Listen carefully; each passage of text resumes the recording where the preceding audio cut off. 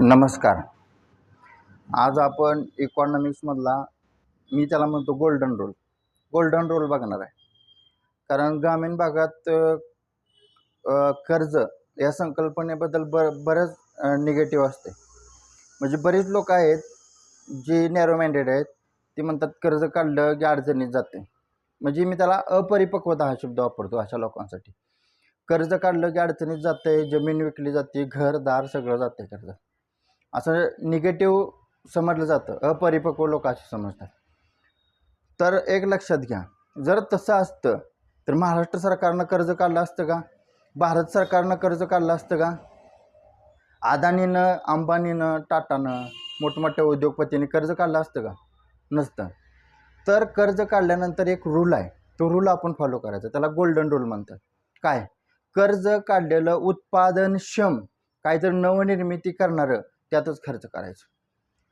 आणि कर्ज काढल्यानंतर कशी प्रगती होती याचं उदाहरण मी पुढं तुम्हाला पटवून देणार आहे.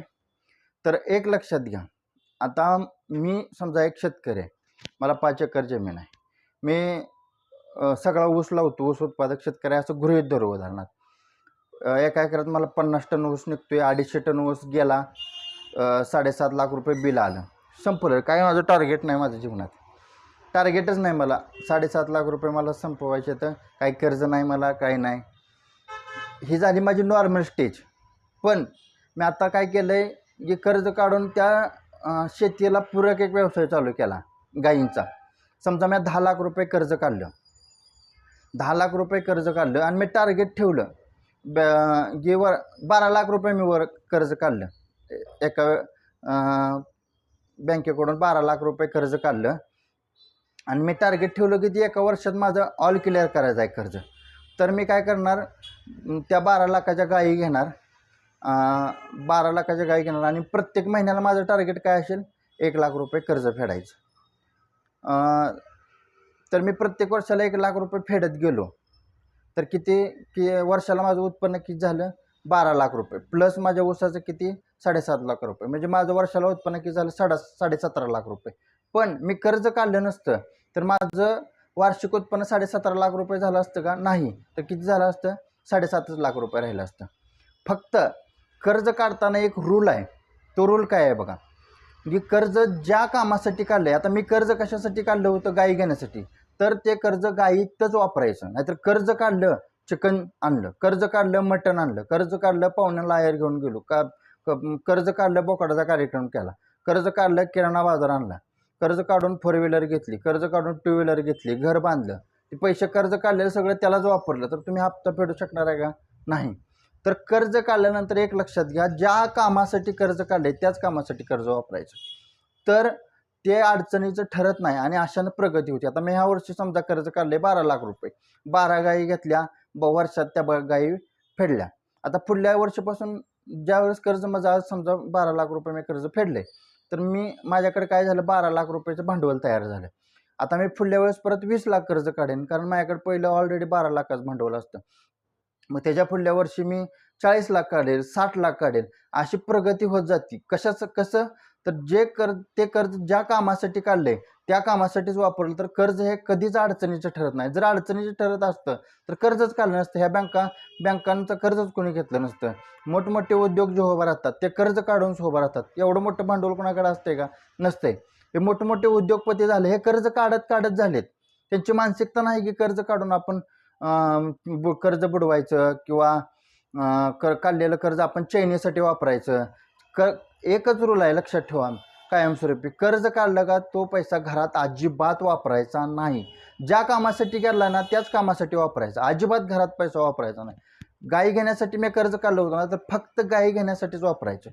कर्ज हे त्यावेळेस अडचणीचं ठरत नाही. म्हणजे इकॉनॉमिक्समधला गोल्डन रूल काय सांगतोय, आपण ज्या कामासाठी कर्ज काढले ते त्या कामासाठीच वापरा.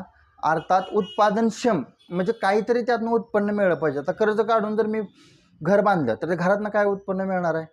नाही मिळणार. आता कर्ज काढून मी फिरायला, मला स्वतःला आरामासाठी मी 4 व्हीलर घेतली, 10 लाख रुपये कर्ज काढलं, 8 लाख रुपयाची गाडी घेतली, 2 लाख रुपये मी डिझेल पेट्रोलला ठेवलं, चैन्या केल्या, तर कर्ज अडचणीचंच ठरणार आहे. गाडी बी जाणार आहे, घर बी जाणार आहे, जमीन बी जाणार आहे.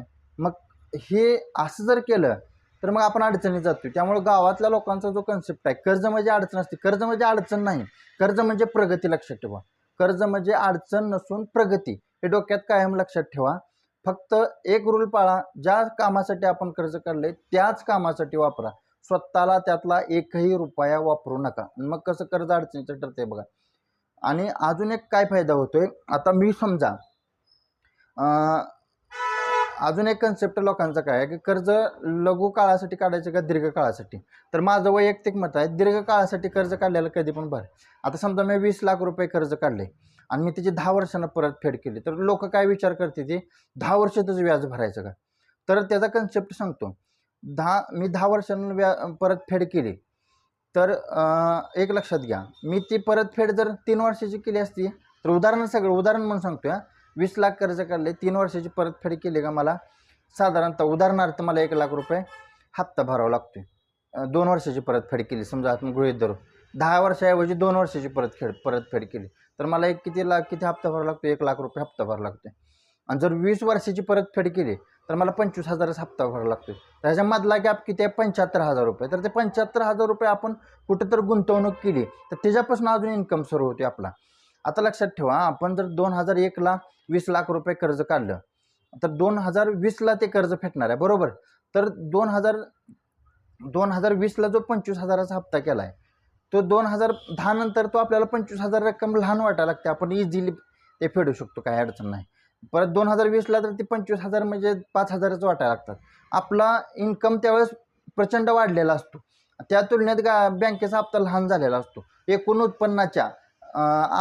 उत्पन्नाचा विचार करता बँकेचा हप्ता लहान झालेला असतो. त्यामुळं माझं वैयक्तिक मत आहे की कर्ज काढताना दीर्घ मुदतीचं कर्ज काढलं पाहिजे. आणि कर्ज म्हणजे अडचण हा कन्सेप्ट आपण ग्रामीण भागातील लोकांनी डोक्यातनं काढून टाकला पाहिजे. धन्यवाद.